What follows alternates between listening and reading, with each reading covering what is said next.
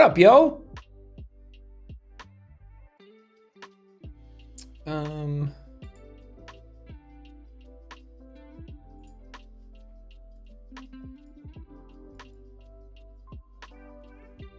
can hear me, right?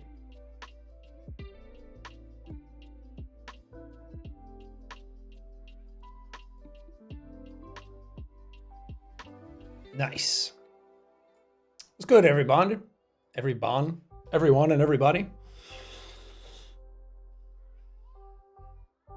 I know, it's been a while. When was the last time I streamed? Shh. Shut up, me. Oh yeah, the Switch 2 Direct, 5 months ago.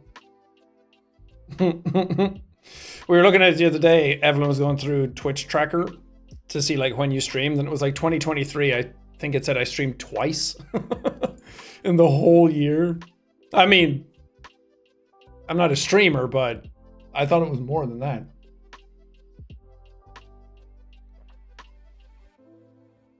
I'm gonna be talking about my trip. Why is my camera low? Like when I'm sitting here, why does it feel like it cuts off the top of my head? What the fuck? Why is it broke? Move! Hold on. There you go. There you go. Is that too high now? Oh, that is perfection. That hair though, oh, it's a mess today. It's bedhead. Whoops. Detention degenerate, you know it. Through and through, baby. That's my team.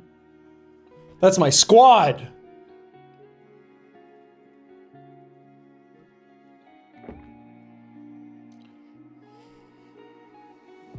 Love the mullet, thank you. I want to get it trimmed up a little.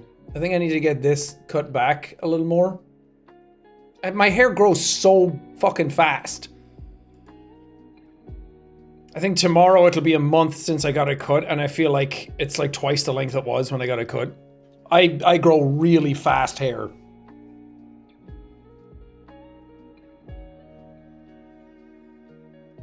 But yeah, I want to talk about my trip, because a lot of stuff happened and not all of it was good. So just to give you a sort of status update as to where I'm at. Which earphones are you wearing? I have some generic shitty ones. They're not good. I wouldn't worry about it. You were more than an idol to me, Sean. Thank you. What have we learned nothing about idolizing streamers and YouTubers? Don't do it! It's bad. It's bad for the environment. It's actually killing the environment. Streamers are killing the environment.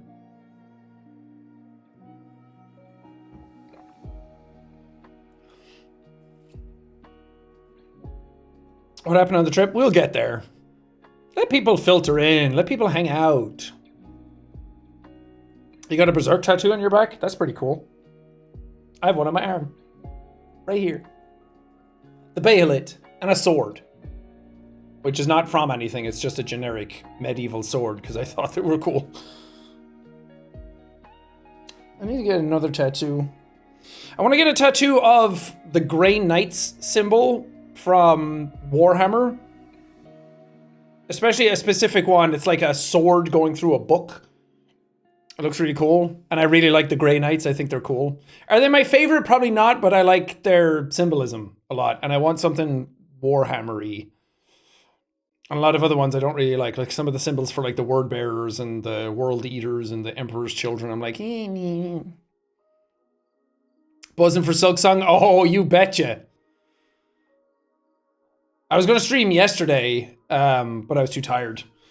And then I was like watching the Silksong thing because they were like, we're going to have information at this time. And it was like 3:30 here. And I was like, what's it going to be? And I was like, maybe they'll give us an update on the game. And then they were like, yeah, game's done. It comes out in 2 weeks. Absolute wild behavior. And I love that. I love that it's out in 2 weeks. That's so fucking cool.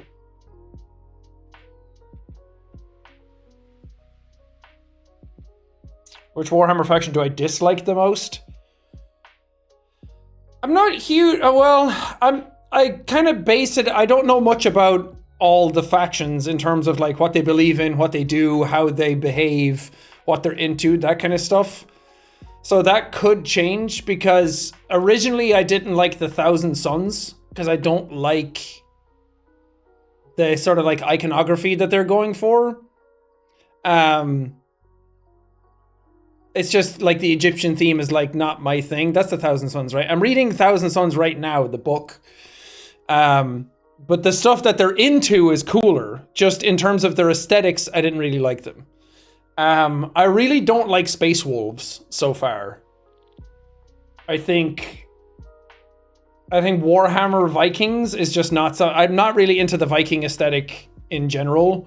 I think it's so overdone that as soon as they show up, I'm like, yeah. But then the way they were acting, I was like, yeah. They were just kind of like boring. They just feel like Vikings in Warhammer, and they didn't feel like they fit this setting or aesthetic at all. Which is one of my gripes about some Warhammer stuff, that it kind of feels like you're shoving stuff in that doesn't really match the setting, but you make it make sense. But again, I'm just scratching the surface, so maybe my opinions will change. I know people like Custodes a lot, but they kind of feel like Superman. Like, I'm not a big fan of Superman either, because he's like so strong and powerful and so good and he wants the best. And people like the Custodes because they're like, we're for the Emperor and we're so strong and no one can beat us and we're the most badass. I'm like, you gotta have some fault. Anyway, I'm still new to it all, so I'm excited to dig deeper into it and learn more about them. But while I was away, this isn't the bad thing that happened, but my shelves holding up all of my figures that I've painted fell and broke all my figures. So I had just finished painting one before I left, a Fulgrim model, and his head and his wings broke off. Luckily, out of like 12, 13 models that I have, 9 of them were saved. Because a lot of them are Warhammer plastic, which is just really hard to break unless you like really crush it. So when they fell off the shelf and fell on the ground, nothing really happened to them. So a lot of those were fine. And then the 3D printed ones are resin, which breaks really cleanly unless it gets crushed and then it just shatters. So most of them were just like really clean breaks that a bit of super glue on them, you can't even see the seam where it broke. So a lot of them I was able to fix. Some of them are missing like a little few horns or something, and it's hard to notice that it's broke. And some of the ones that did break that I couldn't salvage, I was already thinking of throwing out. Because I just wasn't really happy with the paint job or the model, and they're just kind of ugly. So everything worked out. It's a chance to start over on some of them and try again and paint them better. Sell them? No, they're my babies. Why is your hair gray? Do I really have to answer this every fucking time I show my face on the internet as to why my hair is gray? I have been gray since I was 16. It happens to Irish people more than almost anywhere else on the planet. There's literally a specific gene that Irish people have that makes us go gray quicker and earlier than most other people on the planet. I didn't win the genetic lottery when it comes to pigment in my hair. That's it. It's so funny how I'm the same age as a lot of other YouTubers, and they're like, oh yeah, these guys are all the same age. If anything, I'm younger than some of them around my level. And then as soon as my hair goes gray, everyone thinks I'm 60. I'm young at heart. I like the gray. I think it's cool. I showed up at Smosh and told them that it was my natural hair color, and they were like, what? Most people have to pay a lot of money to get that done. I'm like, I know.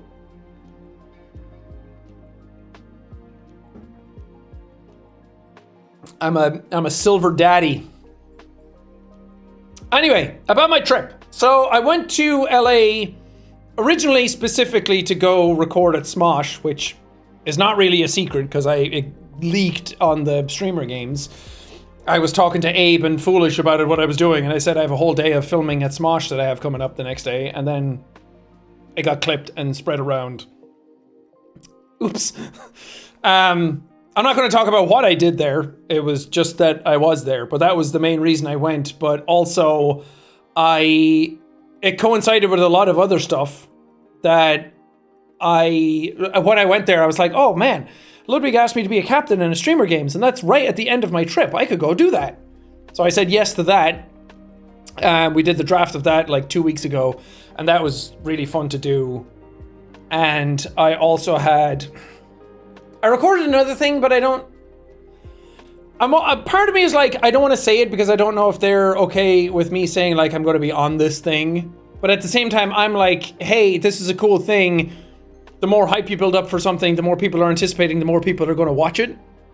So I think that's more interesting. And I want that video. I'm just going to say it. I was on Last Meals with Mythical Chef Josh, which was super fun to do. And I think it's a great fucking video. And I really want you all to go watch it whenever it's out. It could be a really long time. A lot of these shows and everything get recorded way in advance. I don't know if I'm actually allowed to say that. I'm so sorry if I'm not. But I think it's really hype, and I want you all to watch it, and I want it to get a cajillion billion views. And I want it to do well for them, so the more I can mobilize my audience, the earlier, the better. Sometimes they have a bunch of celebrities come in back to back to back that have projects that they're pushing out, so it'll come out in 2 months. Sometimes a lot of those things are done and it'll be out in 2 weeks. I don't know. They didn't give me a date. But just promise me that when it does come out, you're all going to go watch it. So I did that. And that was really fun. And again, I'm not going to say what I did in it or what we talked about or what I ate or anything like that. You're just going to have to watch the video to find out. It's very fun. I had a blast filming it. When we finished it, I was like, that's a good video. I'm happy with that. Yes, mission received. I will activate you when needed. You are now my sleeper agents when it comes to watching a YouTube video. When the phrase, go watch this happens, you guys will know when to be activated. Kill John Lennon. Become the Winter Soldier, okay? 07s. Thank you. So what ended up happening was I went and I filmed that and then was getting scheduled to do a bunch of other stuff, and then I got sick, which I went out and I had food and I was like, oh my God, am I hungover? I had a few drinks. I don't know. And then I woke up and I felt fucking horrific. It turns out I got food poisoning, which I have never had in my life. So I didn't know what I had, or some sort of stomach bug or something. I don't know what I ate. I don't know what gave it to me. Other people who ate similar stuff around me were fine. I guess I just got some bum food that fucked me up. And I woke up the next day. I was getting ready to go film at Smosh. And then I was all dressed, ready to go, had a shower, and I was like, I don't think I can go. I feel so bad. I sat in the car. I was getting ready to go. My manager was going to drive me over, and I sat in the car. And I also have like a really bad heat intolerance. Like if I get hot at all, I'll start to feel really nauseous, and being in a car makes it worse. So I was like, if I get in this car and we drive, I'm going to puke everywhere. And I just felt so horrible. And then we had to cancel that day, and I was so upset because I thought I had missed the chance for like the reason I had initially wanted to go to LA, and I was so excited to film with everyone. And I was like, man, I messed up your whole day, your whole plans, all the videos we were going to record are all like, now you have to figure out something else for the day. Turns out everybody else was really, really nice about it. But I canceled, and then my manager brought me some food and left, and I just like sat in my hotel room and cried. Because I was like, man, I fucked it up. I'm so sorry. I really wanted to come and have fun, and now I can't do it. And like beating myself up about it all day. I mean, classic me. I was sick. There wasn't a whole lot I could do about it. But then the next day, I went and filmed another thing. But on the way there, I guess that kind of leaked as well that I'm going to be on it because they put it on the community post. If you know, you know. IYKYK. But I'm sick of leaking things and some stuff should be a surprise, but I went and did that and I was sitting there and I was like, look, I'm so sorry if I have bad energy for this video. I got in the car, I was like dizzy, I was nauseous, I had just puked the day before, and then, which, I haven't puked in 15 years. The last time I puked, I was like 20, 21 years old, after drinking obscenely as a child, and then I hadn't puked since then, and I was like, I ruined my streak, man. I hate puking. I actually think I have a phobia of it. I don't think I have like a full phobia where if it happens in front of me, I'll puke, but I just, when I'm about to puke, I like panic and I just get sweaty and I like forcefully breathe my way through it and I really try and not puke because I absolutely hate puking. I think it's horrible. But I know some people, emetophobia. I know some people are like, if you gag or puke around them or smell it, they'll like immediately puke. I'm not that bad, but I just absolutely hate doing it. It's unnatural to me. And I wish it wasn't that way because sometimes I feel so ill that I'm like, puking will get rid of this feeling and I'll be fine. It did not get rid of it that day because I was like actually sick. But I got in the car and I was driving and I was like, oh my God, pull the windows down. I'm like, usually if I have like really cold air on me, it like tricks my body into like not feeling sick. That's my trick. I'll take off my socks and my shoes and I'll like use my feet as like a liquid cooling, like get the heat out of me, like do anything I can to not feel that way. So I was in the car doing that and then I got there and I was like, I'm so sorry, like I feel bad. And they're like, do you want peppermint tea? It usually helps your stomach. And I was like, yes, please. And then I like went into the bathroom and I was like, am I going to puke? And it turns out I was fine. And then when you start recording, your brain kind of like kicks in to be like, oh, we have something else to focus on. So I was fine for that. And then afterwards I was like, I'm going back to my room and I'm not talking to anybody and I'm not doing anything. And I'm just going to lie in bed and try and watch movies all day and distract myself. And then towards the end of that day, the next day was the streamer games. And I was like really holding out and I was like, I need to recover for streamer games the next day, Ludwig's event, which is a lot of like standing around in the sun and doing events where you have to like use your muscles and your body and run and jump. And I was like, I need to be prepared for this. And I'm a captain and I don't want to let my team down. And then that night, I think it was like 6 or 7 p.m. I messaged Ludwig and I was like, look, man, I'm sick and I feel so bad about canceling. Like, I don't know what to do about it. And like, I really wanted to go and I was so worried about saying it because I would like fuck up the event. And I was like, is it worse to go and not... God, I said 6, 7, fuck. I was like, is it worse to cancel and have him have to figure that out now, the night before the event, or to show up and then get sick and not be able to do anything? So I was like, I'll tell him and see what he says. And he was very understanding and he was just like, look, man, you're sick. I get it. There's nothing you can do about it. I'll find something. And I was very grateful for that as well, because I thought I like fucked up the whole event, especially being a captain. I'm like I don't like letting people down anyway. I hate, it's like my thing. I just really fucking hate letting anyone down or someone's day being ruined because of me or someone feeling bad because of me. But he handled it like a true professional, found foolish as a fill pretty quick, which, can we just say foolish is probably should have been there instead of me anyway, because what a fucking legend. I was like, not only did you find a replacement, awesome, but you also found someone who was younger, taller, and more athletic than me, who will do way better than I would have done anyway, so I think this is a dub. And then our team on the first day did so fucking well. And we were in second place, and I was like, oh God, now I'm going to show up and fuck it all up. Oh God. And then that Saturday, I was so glad I didn't go because I still didn't feel well. I was like, if I'm there tug of warring or jumping around or doing gymnastics or whatever I ended up doing, it wouldn't have been good.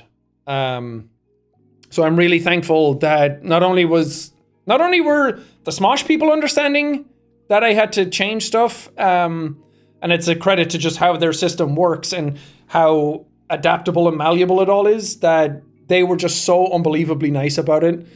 and like text me about it and were just so kind.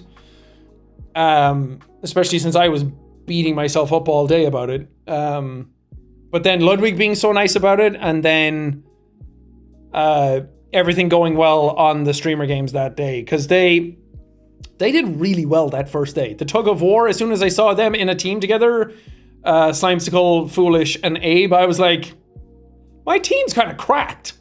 So I was just sitting in bed on my phone, watching it on my laptop on my phone, like keeping up with it and like cheering on the team, and watching it on Ray's stream and Ludwig's stream. I can't remember some of the other events that they did that day. Like gymnastics went really well. I think Lily did amazing with Temmie. Fuck anyone that says otherwise. The event is for fun. It is one of the downsides. It's like you go into an event with a lot of people who want to prove that they're good at stuff, especially since we're all streamers and YouTubers and we don't often get a chance to show off athleticism unless that's your thing. Most of us are just gamers or just chatters. So there's a big mental incentive to want to show up and prove that you're more than just a streamer. Like, you're fast, you're strong, you're able to jump high, you're able to shoot hoops, all that kind of stuff. I know how that feels because I did the field goal and I was like, I think I can be good at this and I really want to prove myself. But at the end of the day, it's all for fun, so who really cares? That was the thing I said to my team. Ray and Charlie Slimeskull are pretty competitive, and Abe was to some regard as well, and Foolish, but at the same time I was like, guys, it's for fun. I was like, be the people's champion. Just come in, farm some clips, have fun, tell some jokes, and then just get out. It doesn't really matter where we come. But they were like, well, we also want to win. And I was like, if we can, great, cool, go for it. Like, give your best, obviously. But at the same time, that's not my thing. I'm not competitive at all. I want to prove myself to myself, and I don't want to embarrass myself in front of anyone. And I want everyone to have a good time and all that good stuff. But at the same time, I'm like, I don't really care if I win or lose. I just don't want to be like the worst at something, but I also don't care about being the best at something. But they did really good on that first day and secured so many points. The pretty derby I didn't get to see. I did watch the egg drop. We did really well in that. The pretty derby I did see. That was the running one. Because I saw the clip afterwards. I didn't see it live, but I saw the clip afterwards of Foolish running like a madman, which a lot of people say Foolish was amazing in that scenario, which he was. He was incredible. He was so fast, but I think we got to give some credit to Charlie as well for making up so much of that time in the middle. Like Ray running to him and then him pulling Ray along. He was an absolute beast. So him and Foolish together absolutely dominated. And we came first in that as well, right? So we did first in the tug of war and the first in the pretty derby, and then we did well in the egg drop.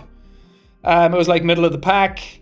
Musical chairs I didn't get to see because it went on forever and I got bored after the first couple. It's musical chairs. I look at it, I know how it works. Just tell me the result. I don't want to watch this over and over again. Which I think a lot of people felt. It goes on for a while and it's kind of like there's no change to it as it happens. But the last couple of rounds of it were really fun to watch. But I can't remember how we did there. We did like really well early on, and then we like did middle of the pack to high up. Lily got second in gymnastics, which I think was only beaten by Michael, which is really funny. And the gymnastics was really fun, but it's also an event where that competitiveness, if you are there to win, that's something that has such an intangible quality.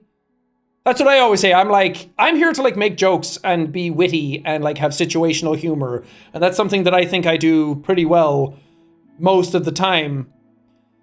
But it's like such an intangible quality. If someone says they're smart, you ask them something, they give you an answer. Oh, you're smart. If someone's strong, you tell them to lift something, they lift it. Oh, you're strong. You know? When you tell someone you're funny, they're like, oh, tell me a joke. And I'm like, it's not that type of humor. I'm not like a setup punchline kind of guy. I'm more of a, you say something and 10 minutes later I bring it back different, but it's funny, you know? That's it. I have social commentary. I have wit. I have charm. That's what I have going for me. But you can't, that's such an intangible thing to be able to say you have. I think Conan O'Brien said it best, and that's what I'm kind of like saying now. He said it's like he doesn't like that type of humor. Like, that's not the way he operates. It's more of like, if we have a conversation, I can make you laugh because I know how to do that. And I related heavily to doing that. But I feel like the gymnastics is like that as well. It's such an intangible thing when none of us are gymnasts and it's not being rated as gymnastics professionally. So it's one of those things that it's the easiest to get upset about because it's the easiest to kind of like call that it's rigged. Like, it's not, it's just for fun. So I understand why people are upset, but at the same time, who cares?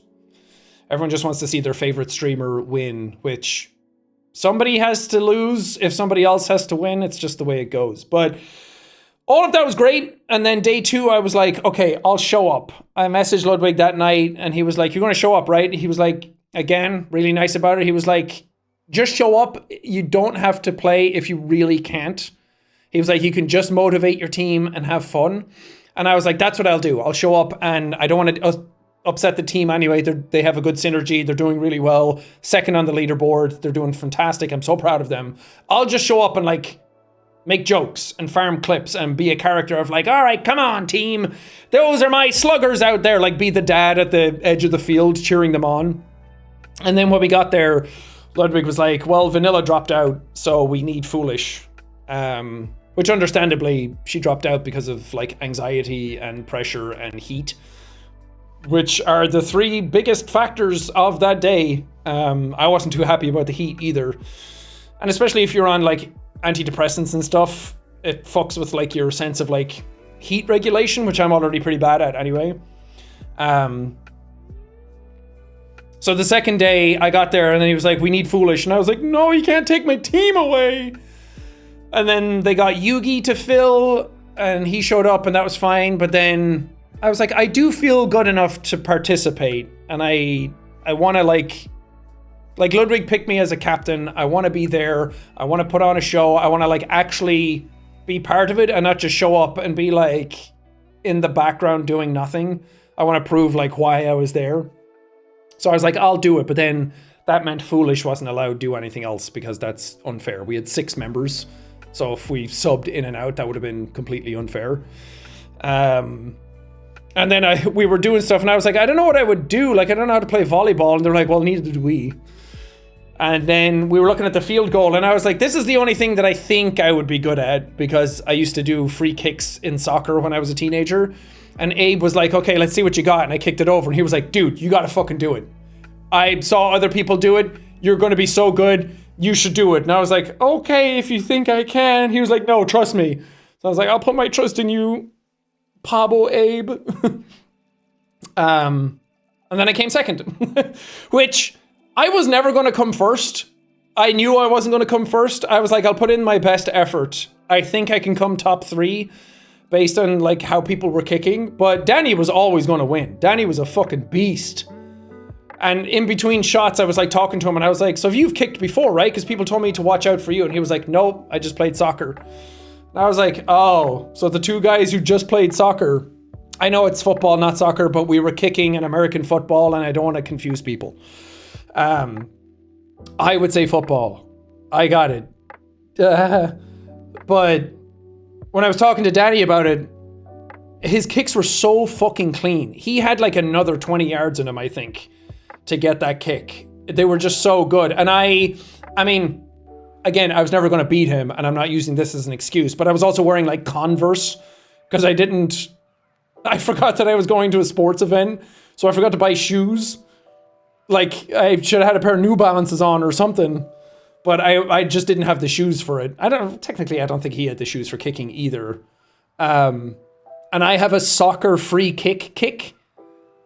So I wasn't set up for success in that regard. But I'm so glad he won because he had a better idea of like kicking for charity and then like getting the Mexican flag and running around with it. And he was so happy. And I was like, that is my favorite moment of the entire event. So I'm so glad that he did it. And no one thought that I could kick a ball. Like, no one thought that I had any skills whatsoever other than like playing video games and talking.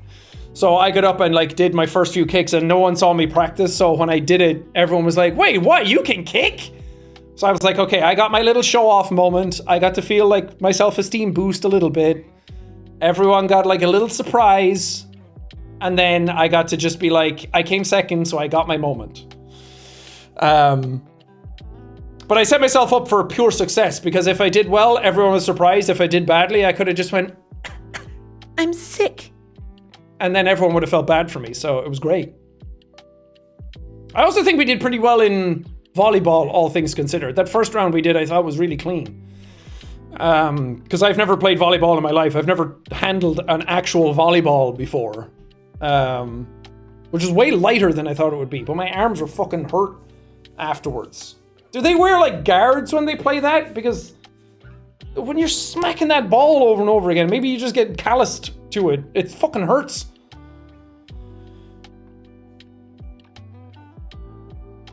It's not supposed to hurt. Well, I have no technique and I've never done it before. So maybe they just raw dog it. Good for them. What athletes? Arms get used to it eventually. Yeah, I'd imagine so. But it is a shame that the court for volleyball was mismatched. Like, I'm sure they didn't want it that way either, but like it was so windy that when you were hitting it like back towards where the field goal was, like facing it, going left to right, super easy because the wind was just carrying the ball so fast and you barely had to hit it. Going the other way, the wind was like taking the ball and like curving it.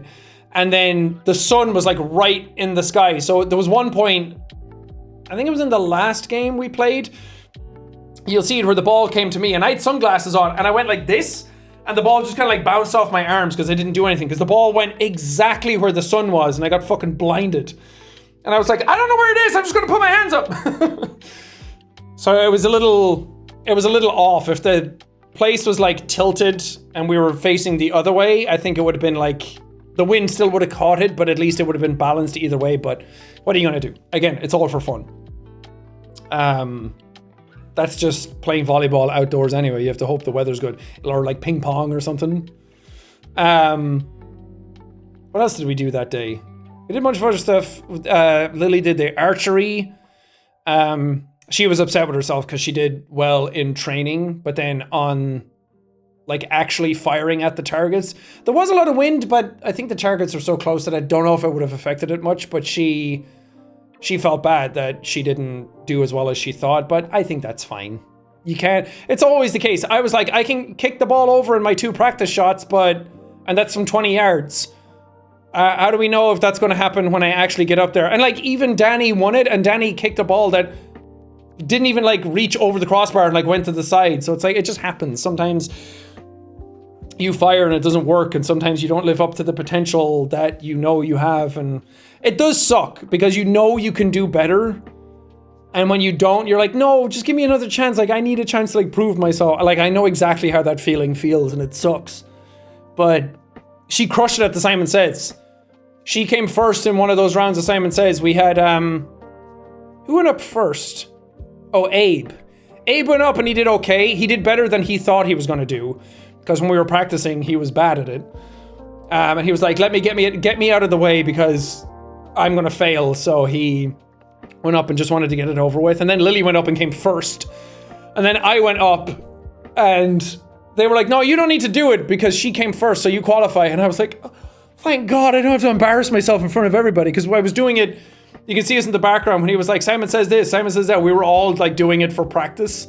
And I kept getting out after like 4 moves. And as we went on, I got better at it. But then in the final round, he didn't catch us. He didn't catch me and Lily at the end. And we could have stayed in, but like Charlie tried to stay in. But at the same time, he didn't catch us. But we were like, I know I fucked up. We should just leave. Like, otherwise it's unfair. So integrity, team integrity. But the final thing then was really hard because... First of all, well, it's not the event's fault, but the referee guy that was with us was like, yeah, you have time to go pee. If you want to go pee, go now. So me and Slimeskull went running, and we went to the bathroom. When I came back, he was halfway through explaining the final pentathlon. And I was like, oh man, I missed all of this. So I had to like hear it from everybody else, and I didn't know what was happening. It was only until we went, I was like, oh, the chairs are over there that I have to bring it to. And then they're like, you know about the 2-second head start, right? And I was like, no. So Emily got to go first, and then it was me. And like, there was no way of practicing it, and I like fucked it up. I was really slow at it.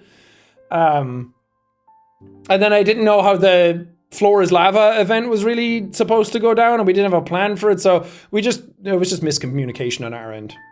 Well, we came third, and I have, oh, my trophy's not here, it's downstairs. I have my trophy, which broke immediately. Not their fault. I broke it by accident. The tungsten cube came off the top. Because I was meeting a lot of fans afterwards, and I had to like juggle like posters to sign and phones to take pictures of, and I pushed it with my thumb, and the glue came off. But it came off so cleanly that I just fixed it immediately when I came home. It would have broken in my suitcase otherwise. So it was better that this happened cleanly instead of breaking in my suitcase. Yeah, a little hot glue. It's fixed. Perfect. But overall, amazing event. I was so happy to be there. I was so glad that I actually could show up despite being so sick. And I still felt pretty bad on the last, like on that day when I was doing it. And everyone was like, do you want to come to the after party? And I was like, no, I have a 40-minute drive back to my hotel, and I already feel crap being out in the sun all day, and my face is burnt, and I have to get up at 7 a.m. No. But as someone who's put on events before of a much smaller scale, like in terms of, like Thankmas is a pretty big show, but everyone's backstage and everyone comes up at staggered times. They're not all there at once, like, you know? So to see Ludwig and his team put on that event that smoothly, for having that amount of streamers there who are all streaming, and they had so many moving parts and so many events and so many rules they had to explain and so many things they had to do. There's so many moving parts to it, and it all went smoothly. I don't think there was a single problem. And that's so impressive. He did say it cost him $750,000 to put on, but he also said he didn't lose money on it, so win-win.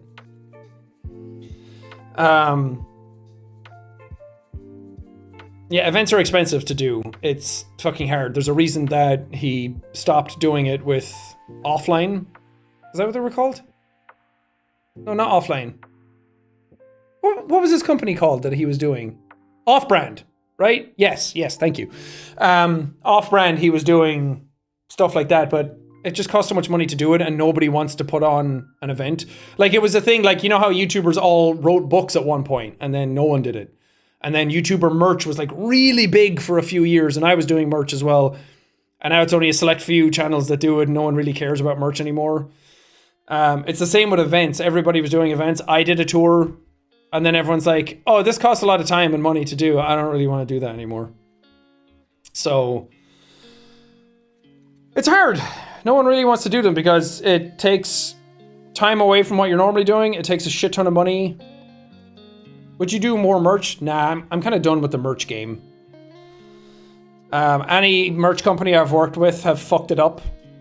You lose money on it all the time unless you're selling a lot. And even when you sell a lot, then it's just a really unsustainable thing. Like no merch company I've worked with has it figured out. Something always goes wrong eventually. Yeah, and I have coffee to do right now, which is also its own difficult thing to do.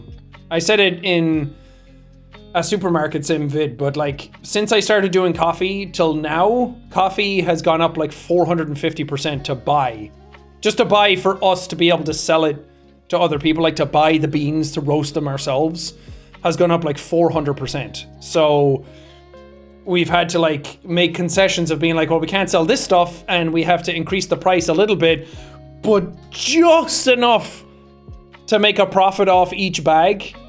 But like, I know that coffee's expensive and I know the shipping is so expensive, and that's something that I hate as well. If I could sell coffee for less, and have the shipping for free, I would. It's just so fucking difficult to do. And tariffs have fucked it up even more. But it costs so much money to get it even to us. To be able to sell it on is even harder. So we're trying our best with it. And we're trying to make it fair. And we're trying to like do right by farmers. And we're trying to do right by ourselves. And we have staff that we have to pay. But it does cost a lot of money to do, and it's really hard to make like super successful. I remember seeing a video one time of some other YouTubers trying out the coffee, being like, oh, this is the thing YouTubers are doing now because it has insane profits, and everyone's doing it because you can just be a white label for it and you can make a fuck ton of money off of it. And I'm like, that is all wrong. They said as they had my coffee in their hand. And I'm like, I know another company is like roasting it and stuff. Like I didn't buy like a roastery or anything. Then we would have made no fucking money. But like we source it properly. We ethically pay. We try our best to be as above board as possible. I have a bunch of staff that are hired on it. We bring it into a warehouse. I did all the taste tests for like 15 different blends. I came up with the blend myself. I picked it myself. I went through the taste tests of it. I did it all as above board as I possibly could. And it's not as ludicrous as people think it is. So it kind of sucks to hear that, but it's also like, how would they know otherwise? It's a very difficult business to be in. And it's also like, I don't want to be that guy who's always promoting coffee. I don't want it to be, I don't want it to ever be a thing where it feels like I'm promoting stuff more than I'm just making videos. So if I wanted it to be more successful, I'd be like talking about it constantly, everywhere, all the time, pushing it in your faces over and over and over and over again. But I don't, because I also respect the people who are buying my stuff. It's also another reason why I don't really want to do merch, because I feel like I don't want to have too many things that I'm trying to like over promote and too many things that I'm trying to like ask the audience to buy all the time. It's hard to buy anything these days. People have no money. It's a shitty economy for people to be in. I don't want to promote over consumerism either. And push stuff in your face to be like, hey, buy this because I'm a YouTuber and you like me, right? You gotta draw the line somewhere.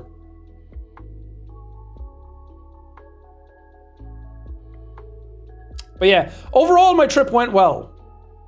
I was able to move the Smosh stuff to another day. We didn't get to film all the stuff that I was supposed to do because schedules are hard to align, and because I missed the first day, stuff just didn't work out. But we did record some fun stuff, and I'm excited for people to see it. Plus, I can just go back and record again.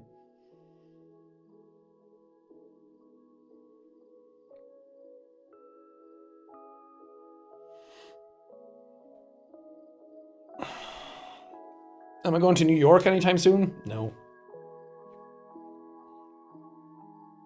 I don't really know what my plan is right now. I have to get back and do stuff at my office for a bit. We have some fun stuff planned for the Jacksepticeye channel. I also want to like figure out things a little more, because I talked to my YouTube rep about, I said it before, like I don't really know what's going on with the channel. It's summer, so views are always down anyway, but something feels like off. And the best they could kind of like come back to me with was that switches to searches on YouTube changed. So it does suck, because no one really uses the subscription tab anymore in terms of like the mass amount of people who watch YouTube. No one really clicks the subscriptions button. So I feel like YouTube have been training people not to use that tab for years, and they're just relying on the algorithm to serve you. You guys are a select few. You're different. If you're here watching me now, it means you're ingrained. You have notifications on. You like what I do enough that you're going to show up and watch me stream on Twitch. Most people don't do that. Most people just rely on, like, you go to YouTube, oh, what's here? Oh, Jack uploaded new, and it'll serve that first because you've watched all my videos, or most of them. So it'll go to you anyway. But most views on YouTube are hopefully coming in from searches and browse features. So either your video is showing up on the TV when you turn it on, it's the first thing there, or it's in that mix somewhere. You go to a hotel and the TV, YouTube there, you turn on. A lot of people are watching YouTube through a TV now. You're hoping to be found through that algorithm, or if you search for a specific game, you're hoping you get shown that way, or if you search for me, you're hoping that the new video shows up. So a lot of that stuff has changed over the years on YouTube, and obviously they're not going to tell me what changed, but just that my searches are less than they used to be because of something that happened, that if we want other stuff to be searched and found better, something else has to kind of like bear the brunt of that and go down. Apparently my channel is one of those that gets shit on a little bit in terms of that. So it's just harder to get my stuff in front of more people, and I swear all the fucking time as well. So that just less, there's a lot of stuff working against me. If you're a YouTuber that uploads games that doesn't swear and you edit highly, that stuff is going out to children and younger adults and older people. It's hitting every demographic. If you're a YouTuber that does gaming content, especially if it's games that have violence in them, but I'm also swearing and I've also sworn my entire career, I'm in a different bracket than that. My content is not going out to absolutely everybody. It's being hit by specific things that are kind of like kneecapping it a little bit. Like there's also that thing like mini player isn't available for accounts marked as for children. If you're marked for children or not, I don't know. That's not something I get to decide, really. I've marked everything not suitable for kids. YouTube could come in and be like, you are suitable for kids because you played Happy Wheels and children love that. And now we have the new AI thing coming in. I don't know what the fuck is happening.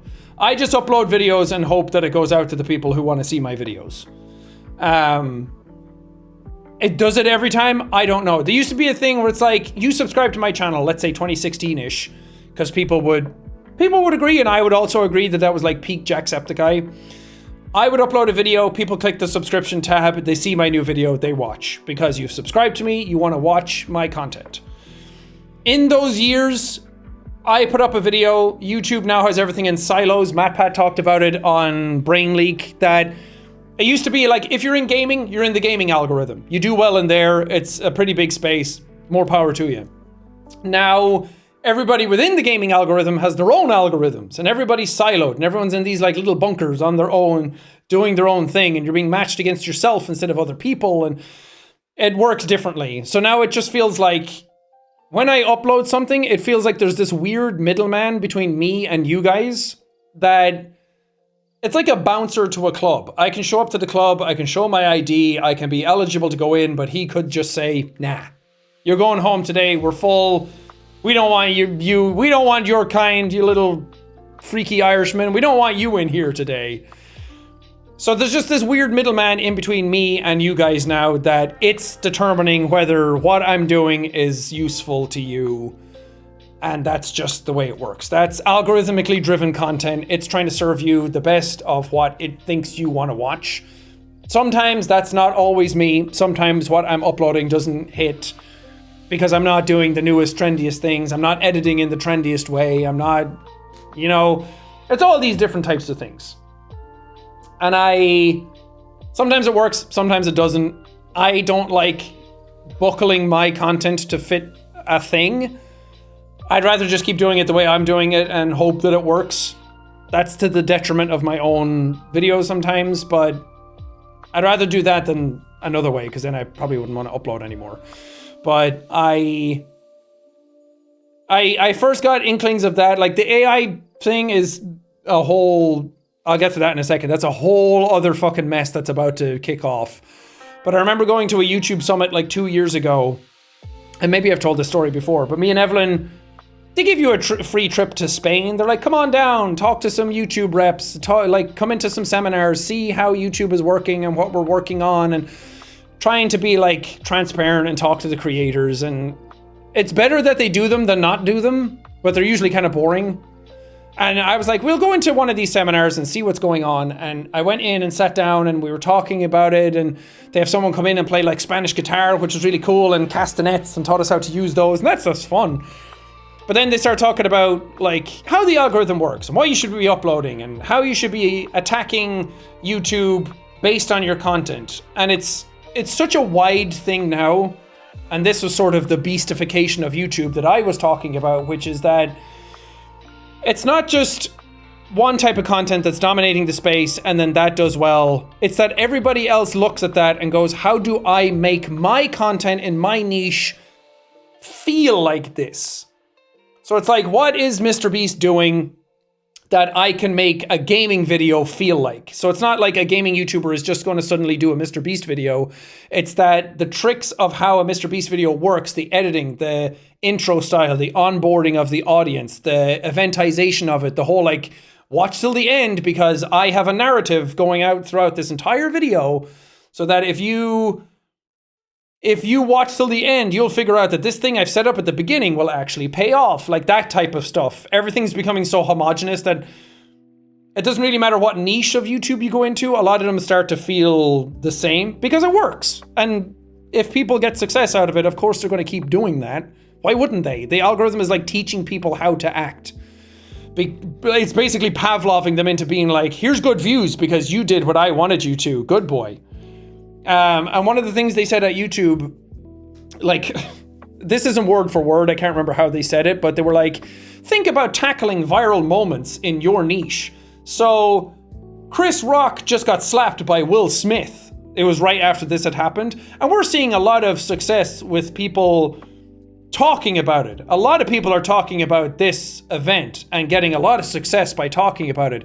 So maybe try and figure out how you can work this into your content. And I was like, that's drama content. Like, what do you mean? I'm making a fucking indie horror game. How am I going to work in fucking Chris Rock? It's Will Smith slapped Chris Rock in the penis. Like, how am I going to work that into my content without just sitting to the camera and being like, hey, did you guys know this happened? Watch this clip of this happening. That's cool, huh? To me, that's just like newsy, drama, gossipy content that just doesn't fit with me. If it's in your niche, great. But it was basically them being like, merge. Here's this one like viral pillar. You guys should crowd around this and figure out how to merge your content into this one thing to get clickbait views out of it.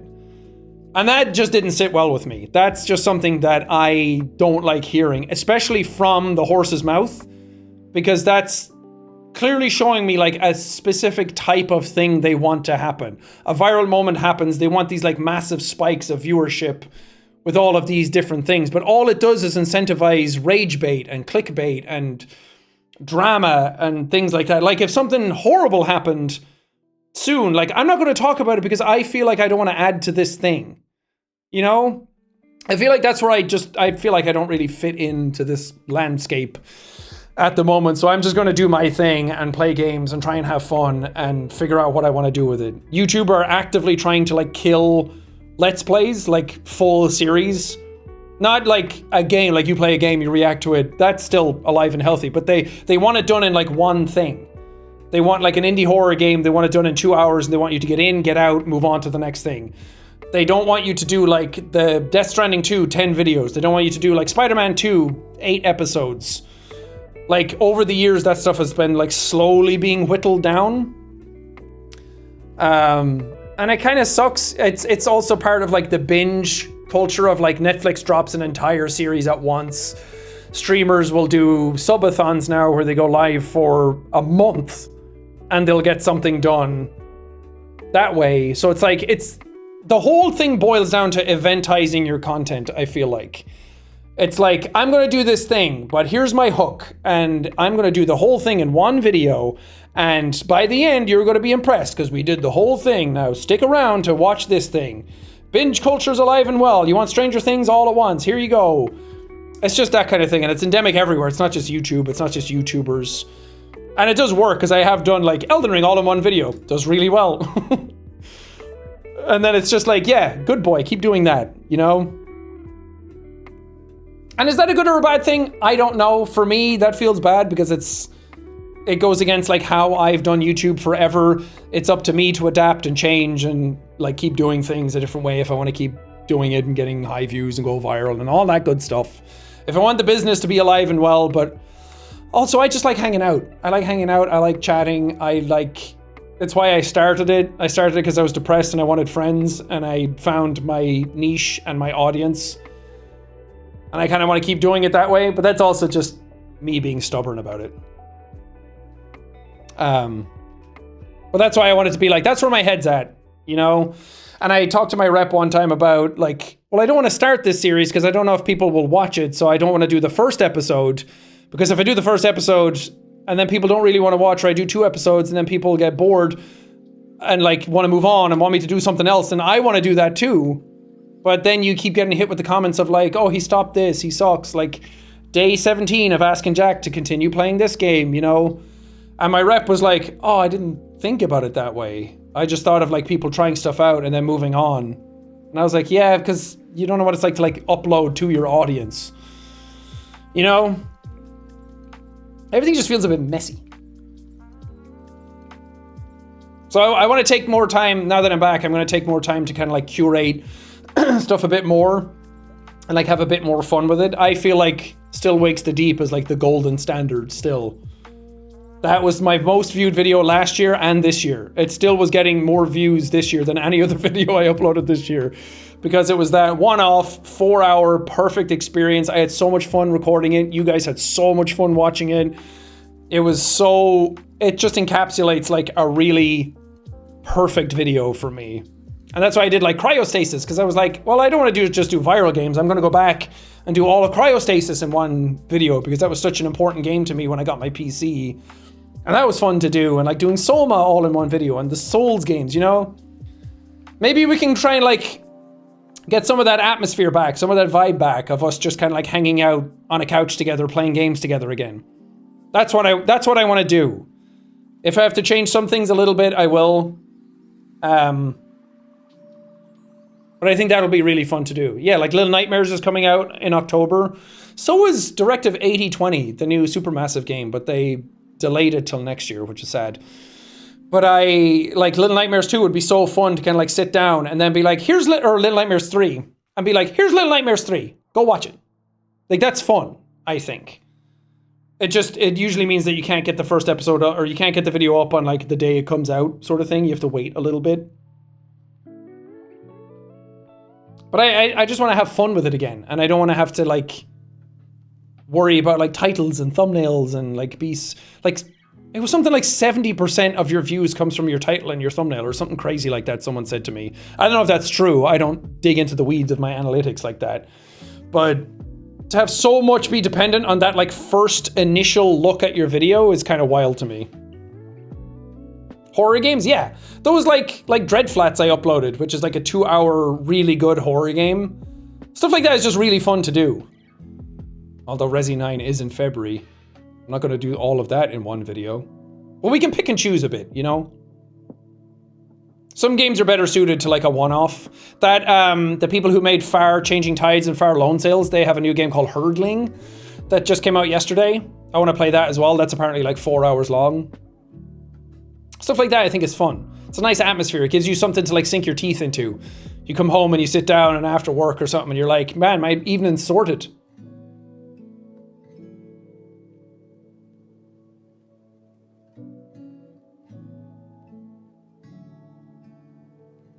Ghost of Yote, I don't think I'd play that. I'm not that excited for it, even though Erika Ishii's in it and I know them, and that's cool. I am excited for Metal Gear coming out though, and Silksong's out in 2 weeks, oh god. Although Silksong is just for fun. But Metal Gear comes out next week on Thursday. I kind of want, I hate to say it because it might not happen, but my plan was to stream Metal Gear Delta, Metal Gear Solid 3 Remake, because Metal Gear Solid 3 is my 3rd favorite game of all time. So I want to play that. I have it on my wall. I have it framed. There it is, right there. I have the disc and it's framed. So I want to play it, and I think a stream of that would be really fun, and then just upload that to YouTube when it's all done. I love that game.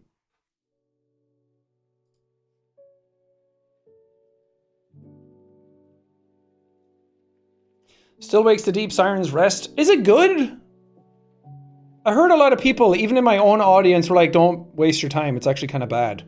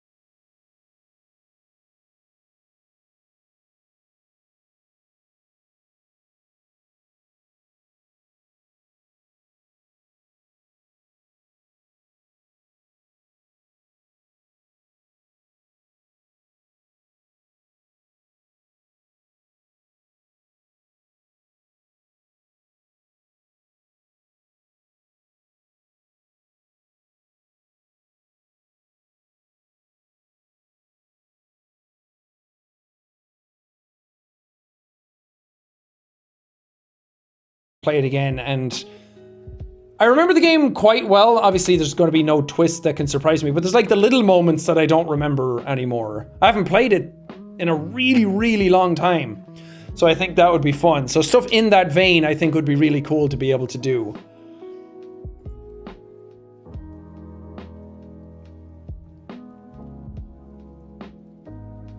What about part 2? Part 2's too long, and I played it a few years ago. Like, that series doesn't need to be redone again.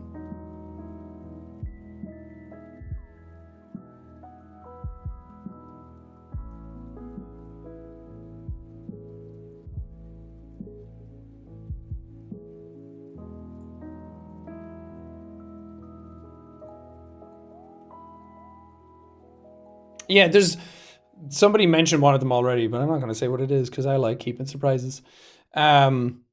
There's 2 like older games from like the PS3 era that I want to play, that I haven't played on my channel. I think that would be really cool, because that's another thing. There's also games on my channel where I'm like, all the nostalgic ones I've already done.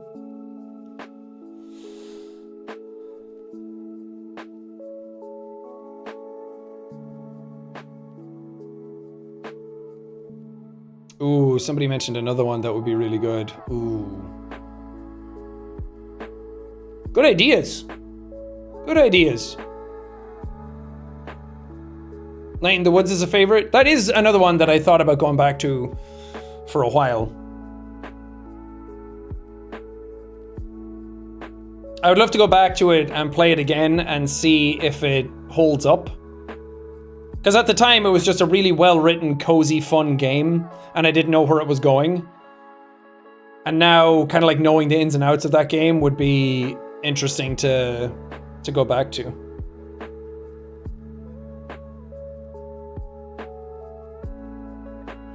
What are the plans for Subnautica 2? Dude, I have no fucking idea. I don't know what's going on with that game. At one point, it's like, oh, the publishers are assholes. And then it comes out and it's like, well, it doesn't sound like the devs are truthful either. And then it's like, oh wait, no, the publishers are assholes. And then it comes back and it's like, wait, but the devs did this and that doesn't sound right. Now they're talking about them stealing assets and stuff. And I'm like, dude, with anything like this, let the fucking courts deal with it. I have my own personal biases in it that are probably not accurate. It's an absolute mess and a disaster, and it's so sad that it's happening to like one of my favorite games. And then they put out that trailer and I was like, oh god, but it actually looks really fucking good. And it's like, do I actually play it? Do I divest myself like a lot of other developers have put work and effort into it that do deserve praise and are just good people? So you want to play it for them, but you don't want to put money in pockets of people who don't deserve it, you know? I don't know. Yeah, it's gotten really messy. And it's been going on for a while. And the problem is that the truth is probably somewhere in the middle of it, as it always is. And we'll never actually get the full story out of it. And like, I know people who are like part of what's happening. And I could try and talk to them about it, but like, I don't know if they're telling me the truth.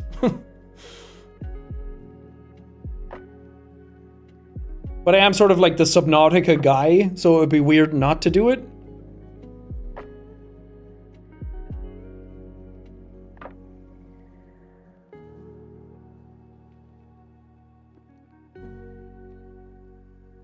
What's your game of the year? I don't know. Right now, it's kind of a struggle for me. I wasn't as hot on Expedition 33 as everybody else is. The internet absolutely adores that game, which is awesome. I'm so glad that game did well. And I'm glad that a game like that exists. It didn't click with me the way it did most people, but I do kind of hope that wins. Because I think that would be such a cool success story. I think how much it did for the industry this year, how much it was talked about, how much of a sleeper hit it was. It was a cheaper game. It was made for cheap. It was made by a smaller team, or I don't know, there's controversy around that as well. It would just be really cool to see it win. Blueprints, a lot of people absolutely adored as well. That would be kind of cool to see win. But, guys, Silksong's not out yet, but it's coming out in 2 weeks, and it's going to be eligible for Game of the Year, and you know it's going to get nominated. At least it fucking better. I don't think there's a single chance that that game is bad. That game's going to come out, it's going to be exactly as good as everyone expected it to be, if not better. Because I don't think, they said it took them 7 years to make it, and they said that it wasn't because stuff was difficult or they added too much that they couldn't handle. They were just like, we were having fun with it. Like, we had a really fun time doing it, and once we finished it, then it's over and we can't have fun with it anymore as much as we were making it, and we just wanted to, like, see what we could do, and we wanted to make art, and I was like, dude, fuck yeah.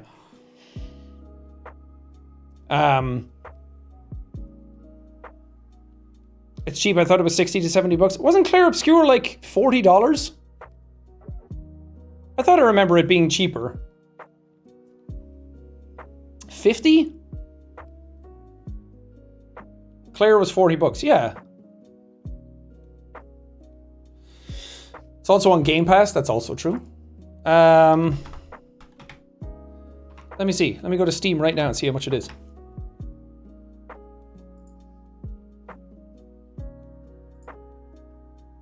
Oh, it's 50 on Steam.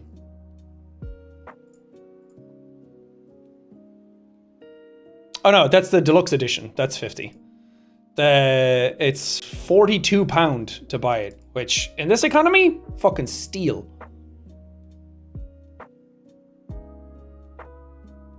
Obviously, that's going to change per region. I know in Australia, your games cost like fucking $120 sometimes. But yeah, I think right now, what else came out this year? I liked Donkey Kong Bonanza. I think it's going to get nominated just because they have to throw a Nintendo game in there. I honestly, it was a great game. I don't think it's Game of the Year worthy. Oh, Kingdom Come Deliverance 2. Yeah, that came out earlier this year. Damn.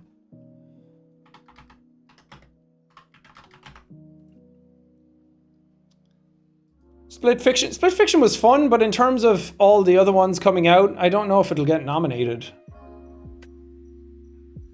Oh, Death Stranding 2. Again, another game that the internet absolutely went nuts for. I liked it, but I wasn't as hot on it as everyone else was. I don't think it added much more to that world. But the gameplay was great. I played it again immediately afterwards. Like, I was like, what's the gameplay like if I'm just skipping story? And then I had a great time with it. Elden Ring Night Rain won't get nominated. I don't think it should either. I don't think it's Game of the Year potential.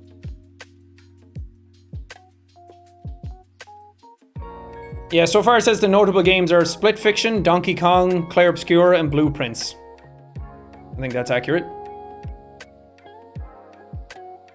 I think so far those are the Game of the Year nominees. I mean, if I'm being honest, I think it would be cool to see Blueprints win. Because it would be so cool to see an indie game like that win a Game of the Year. I think if Balatro didn't do it last year, I don't think Blueprints can do it this year. But if it gets nominated, that's huge. But yeah, a lot of the games this year, I wasn't like blown away by anything this year. Which maybe says more about me than it does about what's been happening. I think Silksong will be huge for me though, personally.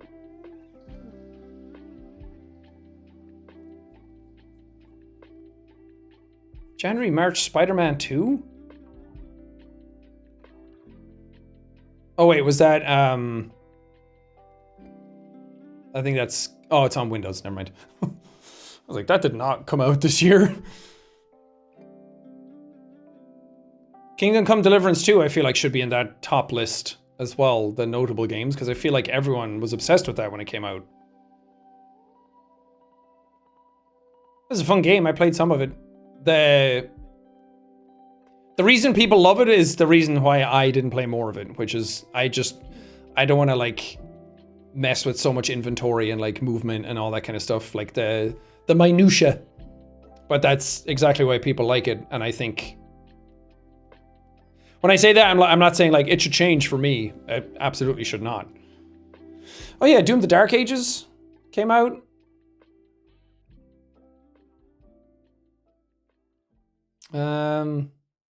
Peak came out, but I think that's going to be in the, and it sold 10 million copies.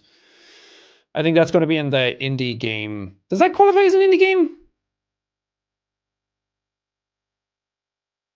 Kingdom Come Deliverance 2 felt like someone tried to hit Skyrim with Red Dead 2 energy. I mean, that's exactly what Kingdom Come Deliverance 2 is, and that's exactly why it's great, because it goes against the grain of all these other games. But yeah, if you don't like that, then it's not for you. Metal Gear Delta is later this month. I wonder if that'll get nominated. I don't think it will. Assassin's Creed Shadows won't get nominated. I think the only thing Assassin's Creed Shadows has a chance of winning is like best tech. Like if there's like best visuals or engine or technology behind it, because it is one of the best looking games ever. But that's really all it has going for it. I enjoyed it, but yeah, it's not really Game of the Year worthy. Game of the Year worthy is like a game came out, everyone was talking about it, and it doesn't necessarily have to do something new or unique, but it definitely goes a long way. Like Blueprints coming out, everyone was talking about that. Everyone was obsessed with it. Expedition 33, same thing. I don't think Expedition 33 does anything especially unique or new, but it nails a lot of the stuff that it's trying to do. So that's why I don't think Metal Gear Delta will get nominated. It's hard for a remake to get nominated. Although Silent Hill 2 got nominated last year, didn't it? I don't know. I don't know how this shit works. I'm just going off vibes.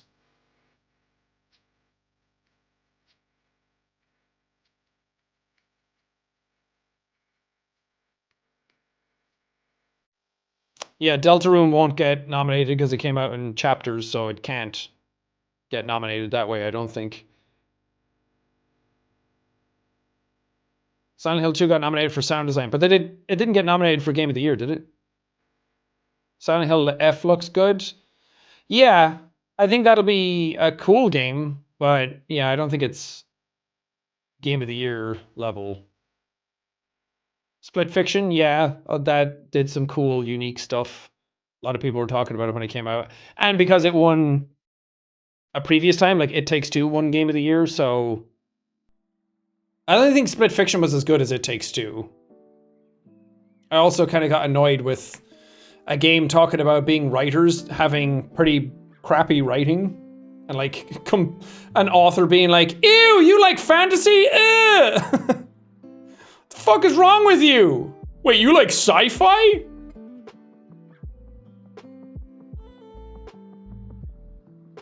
That was the point? You think the point of a game talking about writing should have bad writing is a point? Huh?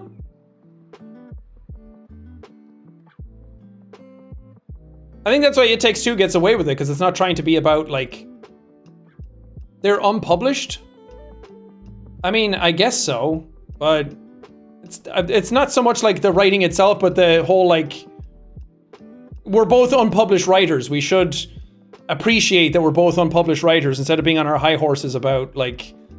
You like this and not this. And it never even really came around at the end. They were just kind of like, I guess fantasy's okay. I don't know, I thought it was pretty crappy.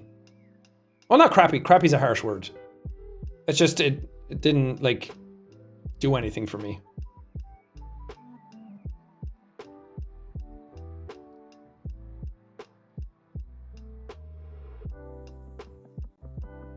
Woke bad writing. The woke mind virus got them. Has 2 women in it, must be woke.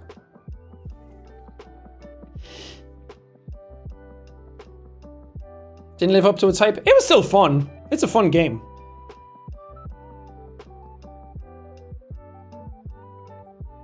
Yeah, the final level is fucking nuts in that game. That was the best part of it. You gonna play Metal Gear Delta on early access? Are they doing that? Like you play 3 days early if you buy it?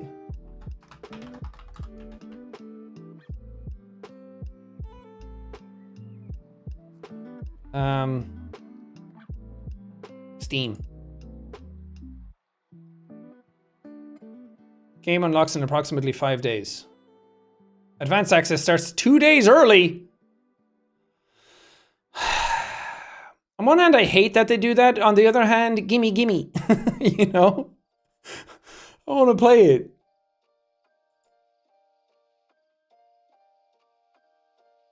The Rad Brad is playing it? Yeah, I think he got access from Konami themselves. Also, I'm really sad that all of Rad Brad's thumbnails now are AI generated. Even for games that have like really good pictures you can take from cutscenes.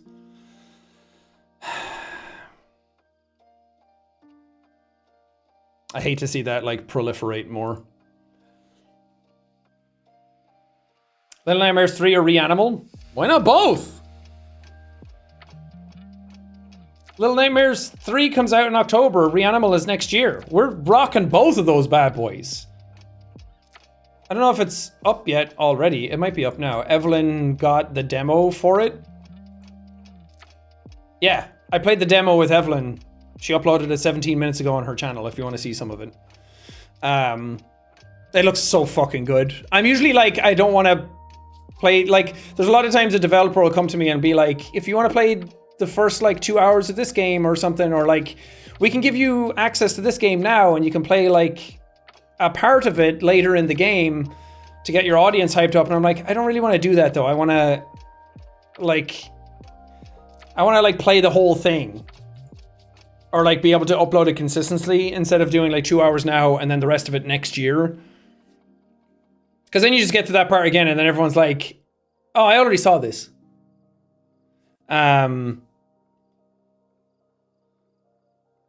But she wanted me to play with her because it's co-op and to see what the co-op was going to be like. And I am really curious about it, so we played it together and it was fucking awesome. I'm very excited about it.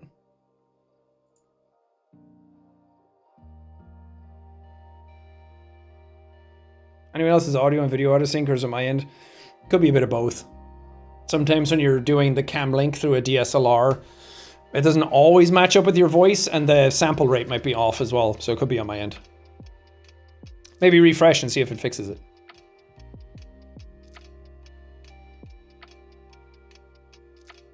I just arrived. What did I miss? Everything! Anthony, my assistant, showed me a video one time, which was a guy being like, imagine being born in 2025. My brother, you missed the whole thing. So fucking good. He's like, fucking dumb baby. Oh, and he has like the roadman accent.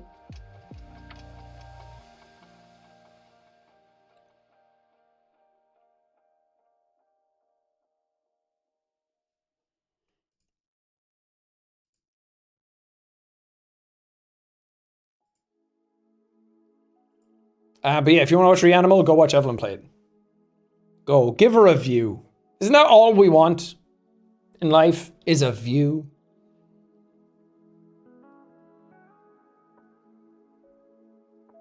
Looked like your hair was back to green for a second. It's probably the way the light catches it. I was kind of shocked when I got it cut how gray it was. Like, I knew I had mainly gray hair now because you could see it when the hair was long, but there was so much blonde in it, the balayage, that I was like, I don't know how gray it's going to be if I cut it short. And then when he cut it, it was all wet and he was trimming it up. I was like, oh, it's not that bad. And then he dried it out and I was like, what the fuck? When did that happen? But I'm happy with it. I think it looks cool. I've been fighting my gray hair for so long that now I've just accepted it, and I think it's actually pretty sick. I just got a head start on everyone else. I got the early access. I pre-bought the DLC.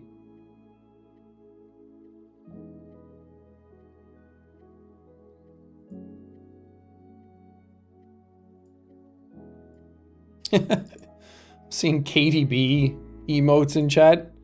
I didn't know who KDB was until the Ludwig event, and then meeting them and seeing streams and everything, I'm like, you're pretty fucking good. Pretty damn funny.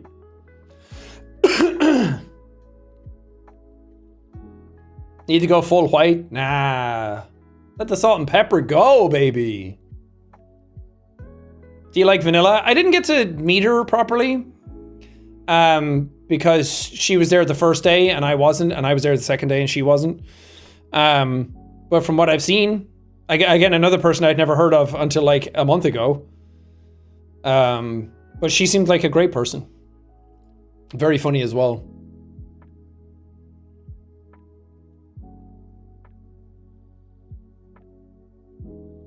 I turn 50 next year. Oh no. I turn 36. Getting old, guys. 36 is not old, but man, do I feel it. It's time to work out again. It's time for Buff Jack to return.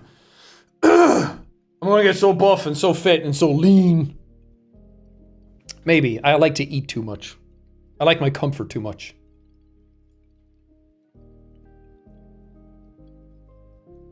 I remember when you just turned 30. Yeah, but then COVID happened and it robbed us all of our youth.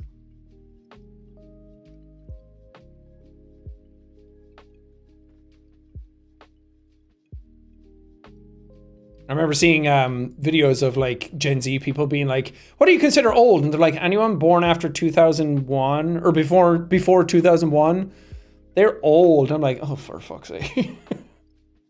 Get me out of here. You see Ray and Saikuna are doing Among Us again? That's fun. Lean overrated, get the dad bod? No, because it's bad for me. It's bad for my bones and it's bad for my health. I got a blood test earlier this year and they were like, my cholesterol is not the best. I'm not in like danger, but it could be better. And I had like high uric acid levels apparently, which is like from drinking like a lot of like diet sodas apparently. Which I'm thought like no calories, good for me, but apparently not, killing me. Can't have anything. Can't eat, can't drink. Piss buildup, yeah, full of piss. I'm just a little piss baby. Bones are overrated, time to get squishy. Let's all be jellyfish.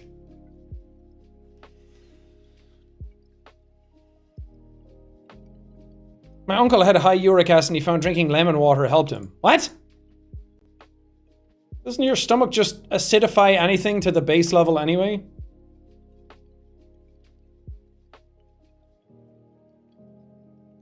Ooh, high uric acid causes kidney stones. I am worried about that. I did think about that one day. I was like, I drink a lot of diet sodas. And I was like, that's probably still bad. Like drinking sodas in general is just bad. It's terrible. But my manager got kidney stones earlier this year and talked about how painful it is. And I'm like, oh yeah. And a friend of ours also got them. And I was like, yeah, I should be careful. I should be drinking more water. We should all be drinking more water. Counteract it. I don't want a kidney stone.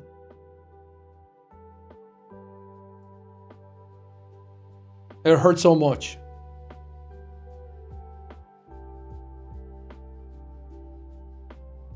Look at Asmongold, his veins are full of Dr. Pepper. Please never say that name in here ever again.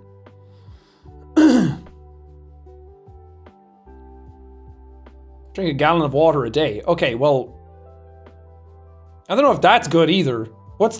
How much water is too bad for a human to drink?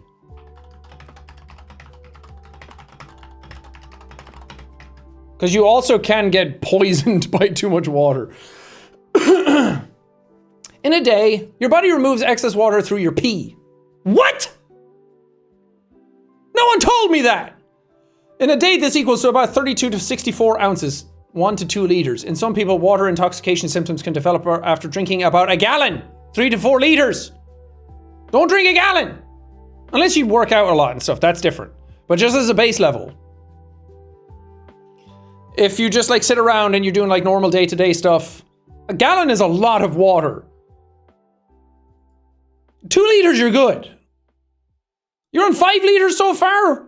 Please tell me you like go running or something, because that's different. Your body needs more water then.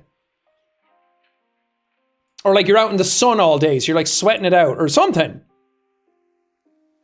Need 5 liters every day. Look, I've tried to drink well most times, but I just pissing all the time. What are you guys doing? How do you have time for anything? You drink 6 liters and you're just sitting around. Are you actually drinking 6 liters though? Like if we're actually to measure it out, or do you just think you're drinking 6 liters when in reality you're drinking like 4?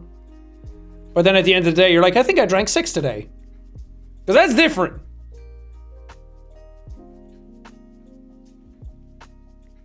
Like, you could have a condition, you could have something that needs more water, you could be exercising, you could be doing more than you think. 5 to 6 liters is a lot of fucking water for people. That's actually not good. Scientifically, that can kill you if you're not careful. But you could live in a really hot climate.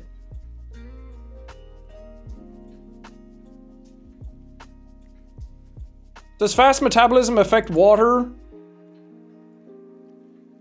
This is a good question. I don't know. Because I don't think you're converting the water into anything. Isn't metabolism just like converting calories into stuff? I don't think if you have any calories, you're not really metabolizing anything.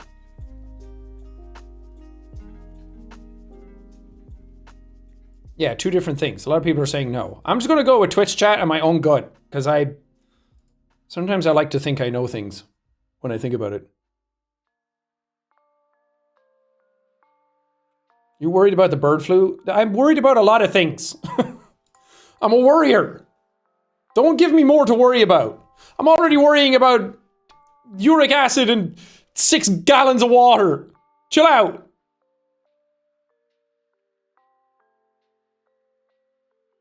That's why he has gray hair. Honestly, yeah. That is also part of it. I used to think that the stress turning you gray thing was like a joke, that it was proven different, and it was just like, oh, old people are stressed out because you youngins and whatever. I thought it was just like a myth, but it turns out it's actually kind of true. That stress and worry and cortisol and all that kind of stuff can actually make your hair go gray faster. And I am just a very stressed person. Suffers from anxiety. Am I worried? Pretty much. Yeah. Sorry. Sometimes brain don't want to be good. The Irish gene thing is real. It is actually. Irish people, can't spell, gray hair gene. There is no specific Irish hair gray gene, but rather the general phenomenon of hair graying is influenced by genes like IRF4 gene, which regulates melanin production, and others discovered in global studies. And it was something got to do with Irish people and that gene or something like that. There was something related to something with gray hair in Irish people. And people, they're saying there's no specific Irish gray hair gene, but that's colloquially what they were calling it.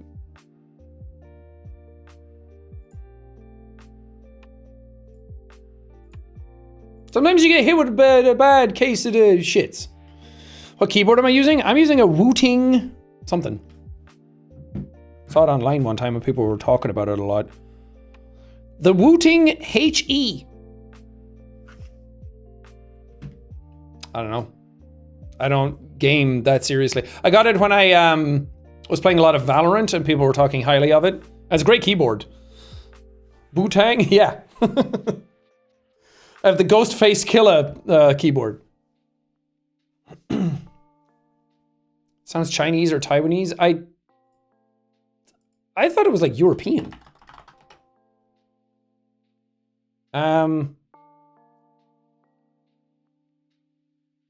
It's Dutch, yeah. Wooting is a Dutch company that manufactures high quality mechanical keyboards.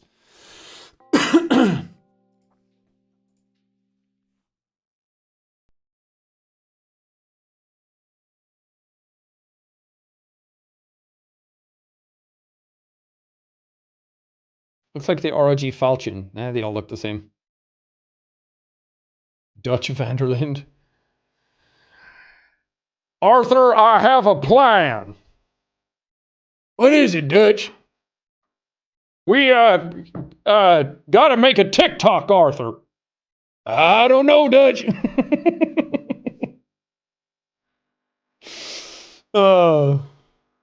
Arthur, I have a keyboard. Damn. You got Cherry MX red switches on that? Oh, that would be so fucking funny. It's like when David Hayter came out and did the Colonel. I'm trying to escape, but the clap on my ass cheeks keeps alerting the guards.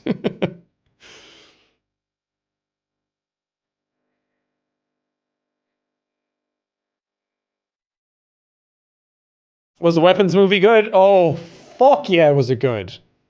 I've seen it twice. It was incredible. I think it's my favorite movie this year. It was interesting. Okay, so before that movie came out, I was the biggest sort of like... I was the biggest propagandist for that movie. I kept going around to friends being like, look at this trailer. This movie's going to be fucking amazing. And I kept showing it to people. And that trailer is one of my favorite horror movie trailers I've ever seen. But the trailer and the movie are different things. That trailer does not represent what the movie is. And I was explaining to Alana that the movie wasn't what I expected or necessarily what I wanted, but it was still 10 out of 10. And she was like, okay, that's a lot to unpack. What does that mean? And I was like, when I saw the trailer, I fucking love a really dark, moody, gritty, like slow, oppressive movie. That in horror is just my fucking jam. That's sucking milk straight from the teat to me. And that trailer was absolutely phenomenal. So spooky, so ominous, so scary. I thought I had the movie figured out. I thought I knew what was actually happening. Because I saw something in the trailer and I was like, here's what happens. And I was saying that to everybody, and then that didn't actually pan out, which I guess I could say what I thought it was, but then if somebody else thinks that's what it is and they're not going to see the movie yet, then you might be sad then that I've spoiled that that's not what it is. I'm just not going to say it. But then when I saw the movie, that movie's funny as fuck. It's so like out there. It's so not what you think it is from the trailer. It's still really scary, but it balances that line better than any movie I think I've seen trying to do both. Is it scary? Yes. Is it funny? Yes. How does that work? I have no idea without spoiling you or telling you to go see it. It makes no fucking sense. And that's what I said, like, what the trailer sets up is not exactly the tone of what the movie is. And I loved it. It was a little weird because at first I was like, oh, this isn't exactly what I thought it was going to be. But what it actually was ended up being really good. So then I went to see it again when I went to America. I had like a free day when I arrived. And I was waiting to hang out with people. And then I just went to, it was so funny. I went to the cinema and I was like, I'll get a ticket to go see this. And I'll go see it in like Dolby Atmos. I don't think it's the most Dolby Atmos type of movie, but I don't really get to go see an Atmos movie that often here because I have to go up to London to do it. And then... or wait for it to come out at home because I built a Dolby Atmos theater in my basement. But I went to go see it and I was like, I'll get a ticket. And I was like, okay, I'll get a ticket for like Burbank. And I went and I was walking around and I was like, man, Burbank's fucking boring to walk around. I've been there so many times, but unless you actually have like a thing to do, just walking around Burbank is so dull. There's nothing there unless you want to like shop or eat. There's not a whole lot to see there. It's just a suburb and stores. And I was like, well, I don't want to buy clothes and I don't want to buy, well, I did go and buy some books at Barnes & Noble, but the Barnes & Noble is in such a fucking weird place. Anyway, I went and I was walking around and I was like, okay, I have an hour. And then I was walking around for 45 minutes and I was so bored and I was like, I'll walk over there now. And I looked at my ticket and I was like, I got a ticket for the Americana. That's in Glendale. I'm not there. And I was like, that's a 15-minute drive. I can make it, right? And I was like 15 minutes away from when it was supposed to start. And I was like, okay, I'll get an Uber and I'll go. And I got the Uber and Uber took like 8 minutes to get here. And I was like, I still have time. There's going to be like 20 to 25 minutes of previews anyway. I have time. I can do this. I got there. I was walking in. The person at the counter was like, oh my God, you're Jacksepticeye. And I was like, uh-huh. And they were like, can I have a picture? And I was like, well, I gotta go. And then I got the picture, scanned in, went walking, got my popcorn, and I went in. It was still 15 fucking minutes before the movie started. How was I 25 minutes late and it was still 15 minutes? Fucking ridiculous. Well, maybe not 15 minutes. I think it was like 35 minutes total for before it actually started. I thought it was bad here. It's 30 minutes for fucking ads here in England as well. It fucking sucks. So annoying. But I was early to the movie, despite being in a different fucking town. But it was even better the second time around, going to see it. I think knowing what it was and knowing what to expect, and like there's hints of stuff. There's different like perspectives in the movie. So when you get to like a different perspective now, I like caught stuff in the background and shit like that. What an incredibly well-made movie. And the fact that it was just as exciting the second time around says a lot about it. It's a movie that on paper should not work. Like if someone explained to you exactly how it works and like the perspective shifts and the humor and all that kind of stuff, you're like, huh? What movie was it? Weapons. And I think it's, if you have any inkling of going to see it and you're like, maybe I'll wait for it to come out, go see it in a theater. And try and see it at a time where you know more people will be there, because seeing it with a crowd is really fun. It's like going to see Substance in a theater. If you miss that in a theater, it kind of sucks because it was so fun. So fun to see like other people react to certain things. 10 to 15 minutes of ads in theaters in Sweden, you lucky son of a bitch. 28 years later was great in my opinion. I liked it. I didn't realize until I went onto the fucking internet that a lot of people didn't like it. And even some people at my own office didn't like it. And I'm like, why? It's fun. But it's the same thing. You build up an expectation in your head based on a trailer and then you go to watch it and it's not what you thought. But I'm usually good at keeping my brain separated from that. Unless the movie's just bad, then obviously. But most times I'm like, okay, it's not what I thought it would be, but I appreciate what you're trying to do. I remember that movie Presence came out, which is like a family drama shot through the eyes of a ghost. And it's not like a scary movie. And the trailer definitely makes it seem scarier than it is. But at the same time, I was like, this isn't what I thought it would be, but I really appreciate what this movie is. And I really liked it. But then you go online and you read like a Rotten Tomatoes review and it's like, wasn't scary, 1 out of 10. Or 1 out of 5. I was like, come on, man. Have you read some reviews for some things? People tend to go and like look at the numbers, which the number doesn't mean like it's 97% out of 100%. It just means 97% of 100 critics say that went to see it, 97% of them agreed you should go watch it. And then the scores are separated elsewhere. It's not an aggregate system. It's just a, like, just go watch it because we recommend it system. But sometimes you'll see reviews and people will be like, oh, the critics gave it 30%, but audiences gave it 90%. But then you read a review of an audience that gave it like 50% and it's the most brain dead shit you'll ever see. Like they don't, if you actually read some of the reviews, some of them don't make sense. Let's go to Weapons as an example. I think this one reviewed pretty well. That's actually a pretty decent one, just saying it's a slow burn. Things get nutty in the last half hour, whatever. But some of them are just so fucking bad. Like, you could tell, like, people had never seen a movie before. Of course, now when I need to find one. Reveal was boring. That's all personal preference. Actually, a really good one that I remember is, It Follows. It Follows is incredible. But I watched one time and somebody said the acting in this movie is really bad. Like, did we watch the same movie? What are you talking about? Because the characters are like teenagers and they're supposed to be like a little stilted and awkward and stuff, but it's like, you can't tell. If anything, that means it's incredible acting because you thought that was real enough to feel awkward.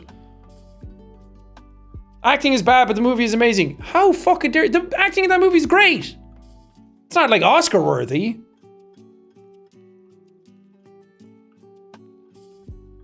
Anyway, I encourage you to read some, especially for a movie you like, read some of the bad reviews on Rotten Tomatoes because from the audience, it'll make you feel like a crazy person.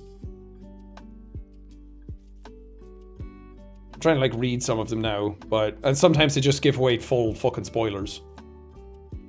The Ghost Ship movie was scarier than this in terms of weapons. Horror movies... I'm getting so heated because I'm very passionate about movies. Just because you go to watch a horror movie and you didn't find it scary doesn't make the movie bad. That's not how that works. It was like people playing Last of Us Part 2 and they were like, well, Joel died and that upset me. And it's like, yeah! You're supposed to get upset by that. That's your emotions kicking in. That's the art doing its job. You can talk about like pacing and all that kind of stuff and like, maybe yeah, if the acting was bad and stuff, but I don't know, man. Sometimes people are just way fucking off. The movie introduced many useless characters and had several useless scenes. You can say a lot of things about weapons, but having useless characters is not... Every single character that you get a perspective of is important in that movie. If any of you have seen it, you know what I mean. That is not something you can say about that movie. Just because you didn't care about that character does not make them useless to the plot. See what I mean? It's annoying. It doesn't mean anything, and it doesn't matter. And everyone's allowed to say whatever they want. But I like movies a lot. And it's really annoying when people don't know how to describe how they're feeling properly. Somebody said that it's like M. Night Shyamalan's worst movies all rolled into one. I don't like it. It's the same with Smile 2. A lot of people said Smile 2 was a terrible movie. I'm like, what? Well, maybe if you don't like horror movies, I can see why, but Smile 2 is fucking awesome. As a horror aficionado, as a connoisseur, Smile 2 fucking rules.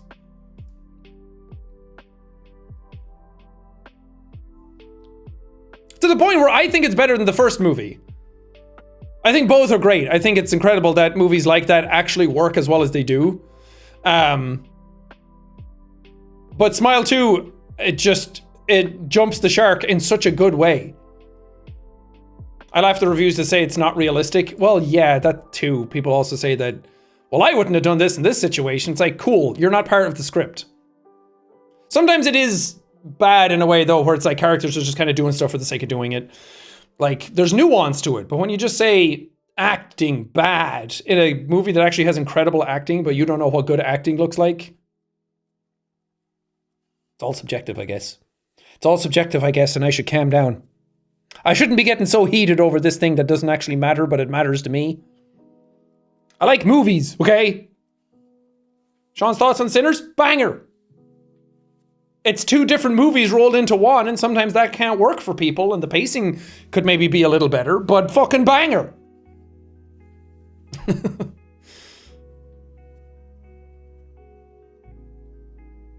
Jack, your blood pressure. I know, my doctor's going to be upset. I'm getting rage baited. What's worse is that I'm getting rage baited by something I brought up that I knew would rage bait me. New Superman I could barely sit through. That didn't click as much with me either. I wouldn't say it's a bad movie. I had a lot of fun watching it. I just didn't really think about it much after I watched it. I think the acting is very good. I think the action scenes are very good. But I'm just not a Superman fan. I'm not huge on Superman. I don't really connect to him as a superhero that much. But also, if someone said they loved that movie, I'd also be like, dude, fair play.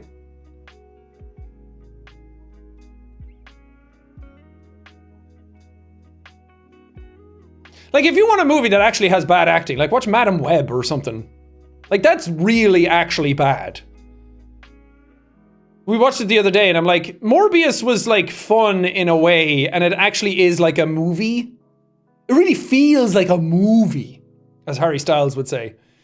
It's not good, but at least it like is coherent in its own way. Madam Web is the most disjointed, shitty thing I've ever seen. It's not even like so bad it's fun to watch, it's just bad.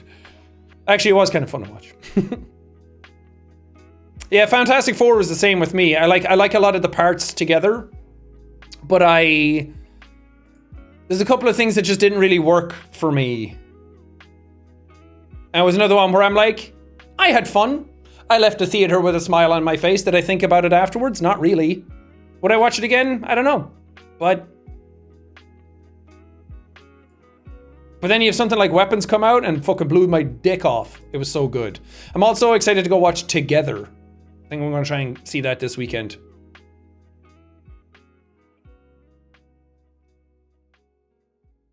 Sean needs a letterbox. No, I don't. People have turned Letterboxd into like their own social media now, and I don't know. I actually like seeing people's like honest reviews of stuff, but most times Letterboxd now is like writing a funny review to try and like put it on Twitter, and I just don't really care about it. I would use it more for a tracker, I think. I do feel bad that because I have like a Goodreads that I track stuff to be like, yes, I have read these. I would like Letterboxd just to be like, these are all the movies I have seen in my life. But I don't think I'd ever be able to like fill it and remember everything. But yeah, if you, as somebody said, you can find other people who have similar recs, like if that's your jam, then go for it. I'm just not much of a rating person. I wouldn't use Letterboxd to actually like rate anything or write a review, so I just never really wanted to get into doing it. Storygraph is greater than Goodreads. I'll have to look it up. Again, I'm literally just using Goodreads as I'm currently reading this. I'm 60% through. Watch my bar go up and then be like, I finished reading this, and then it gets added to a list. That's it. I don't care about reviews. I don't care about scores or much like that. What are you reading? I'm reading 1,000 Suns by, that's Graham McNeil, right? From the Horus Heresy. I read Horus Rising, False Gods, Galaxy in Flames, Flight of the Eisenstein, and then I read Legion, and now I'm on 1,000 Suns. I didn't really want to read Fulgrim because it redoes a lot of the stuff that Flight of the Eisenstein does. They're all Warhammer books. But now I actually know a little bit about what's actually going on in Warhammer.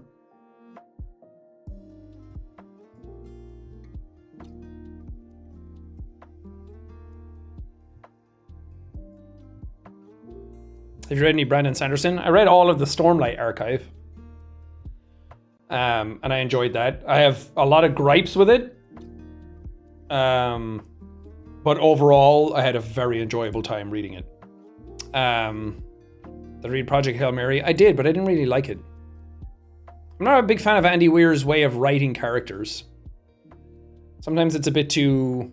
whimsical is not the right word. Or like quippy or like quirky. I don't know.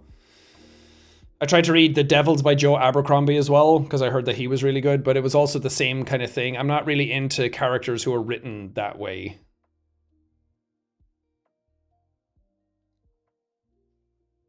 You love Hail Mary? I mean, that's totally fine. Of course you can like Hail Mary. I'm excited for the movie. The movie also spoils a whole bunch of the book. Yeah, I will say the audiobook for Project Hail Mary is awesome. That's how I got through it. Rocky's the GOAT.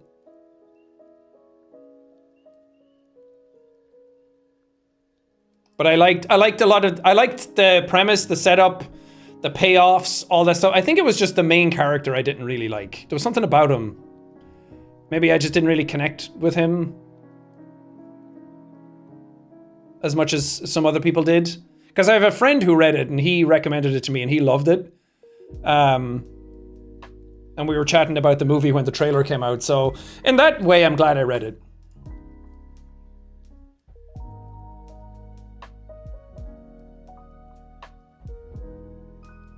Does reading horror really hit good though? I feel like it's not the same as watching them. It's just different mediums.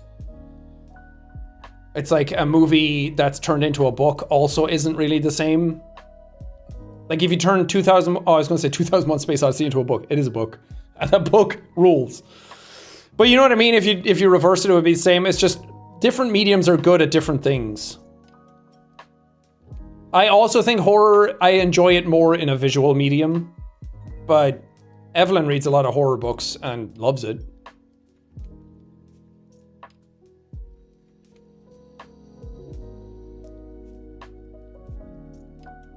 Did you read any H.P. Lovecraft books? I've read a bunch of his short stories, but I don't really like him as a writer. I like his concepts, but his writing is just very old and drab. It works for his style, but sometimes if you read a bunch of it, it gets a bit boring. And racist. Well, yeah, it was what, like 1920? Everyone's fucking racist back then. It was the same reading Tolkien's books. I read like Fellowship of the Ring last year. And I'm a huge Lord of the Rings fan. Like those movies, Fellowship is in like my letterbox top 4. But reading that book was really dry, and every chapter had a song in it.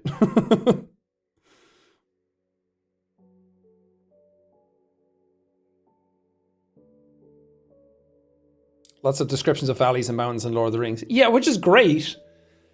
But it lacks, like the way the characters are written is just like, these things are happening. There's very little flavor in it. There's very little emotion like bleeding out of the characters. It's more so like you're reading an account of what happened, which is technically what the story is supposed to be. But when you're reading it, it's just like, eh.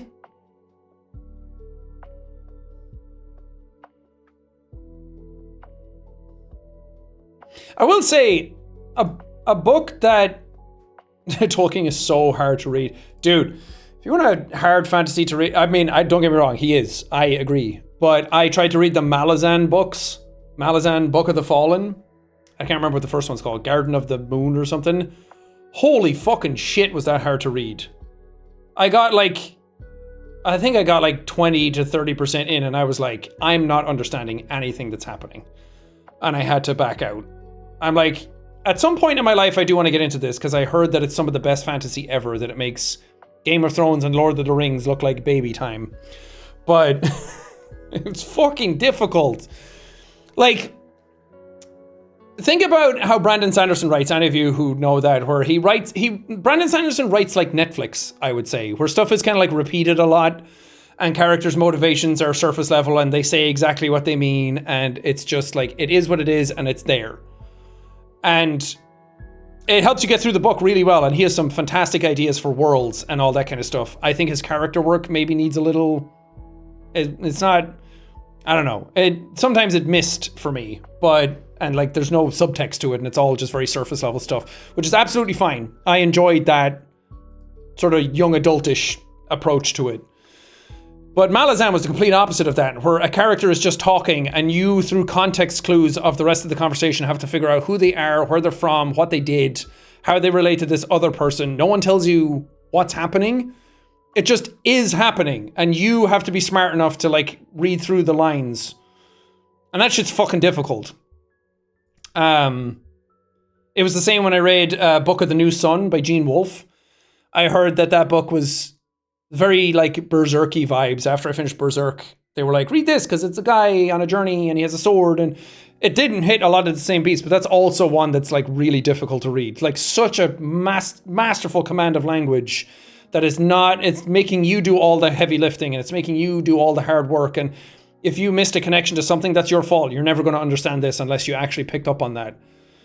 And it's fantastic, but it's really difficult to get through when you're not in the mood for that. So that's why I say, like, there's so many different types of books for everybody. And I liked all of these books. Like, Malazan I didn't finish, but I did like what I read. It's just, I need to go back and figure it out. I need to, like, start over. It feels like one of those series that you read, like, 3 times, because then you finally understand it. But am I going to do that? Hell no. I can barely even read it once. So hard to read with my ADHD. I thought that too as well. And I talked to Ethan about that a lot, where he's like, I wish I could read, but when I sit down to read, I just can't focus on anything. I'm like, you need a routine to help you read. Evelyn and I go to a cafe every morning and we read there for like an hour, and then we come home. It's also a good way of getting like an hour walk in. And then when I go to bed, it's really good to sleep before bed and not be on your phone, because it helps you. It's supposed to be like the same brainwave or something, and it helps you lull you into sleep better.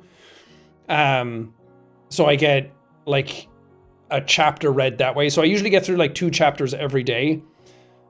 And that's not a lot for people who read a lot. Like Evelyn will get through half a book in a day. So it's easy to sit back and be like, oh, I'm not reading much. But 2 chapters in a day will get you through a book in like a week, if you keep up with it, depending on the size of the book, obviously. But like these Warhammer books are like 420 pages each, and I was getting through one of those in like a week and a half by doing that. And usually by the end of a book anyway, you're like, oh, I kind of want to read a bit more because it's about to wrap up.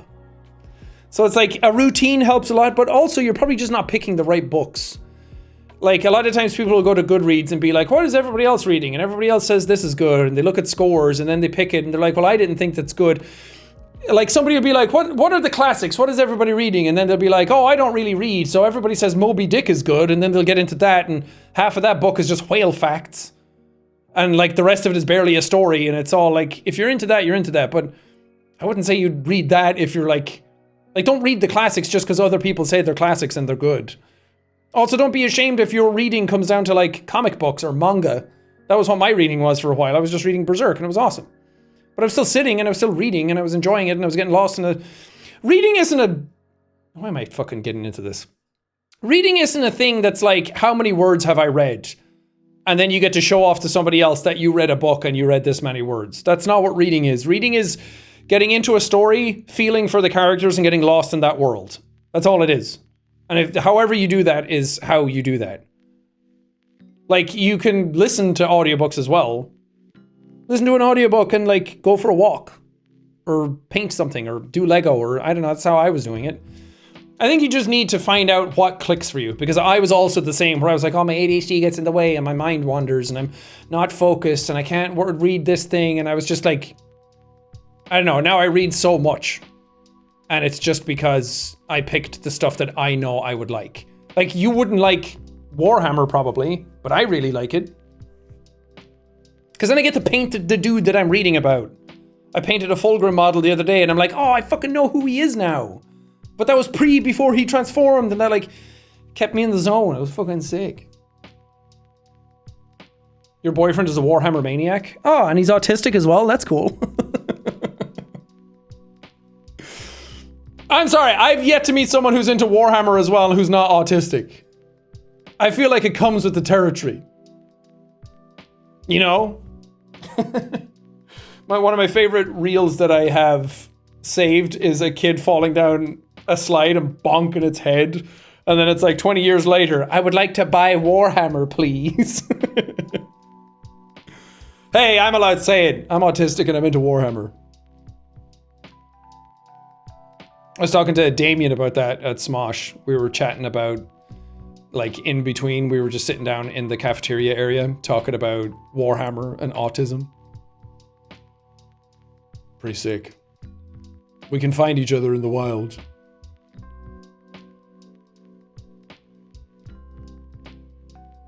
Anyway, I think that's gonna do it for me. I gotta go eat, my tummy rumbly. And it's 6 o'clock. Time to get out of here. Time to flip this bitch. You know, this place is tapped. Time to bounce on. Time to stroll down the street. But yeah, I hope to be back. Whenever I'm around streamers like in LA, I'm like, streaming is kind of fun. I do want to do it more all the time, but then I'm like, oh, but I just recorded a video and I could just sit around and watch a movie and like paint and stuff. And then streaming takes a lot out of me. But I would hope to stream more in the coming months. But we'll see what we do. I definitely I want to try and stream Metal Gear when it's out. But if it's out on the 26th, that's Tuesday. Do I buy early and we stream? Oh! That would be fun. Because I like Metal Gear Solid 3 a lot. And I want to experience it with you guys, because it's going to be a lot of me going, oh, this was in the original game, and if you go over here, oh, they put it in! The keratin frog is actually behind this thing! That's so sick! There should be an enemy over here.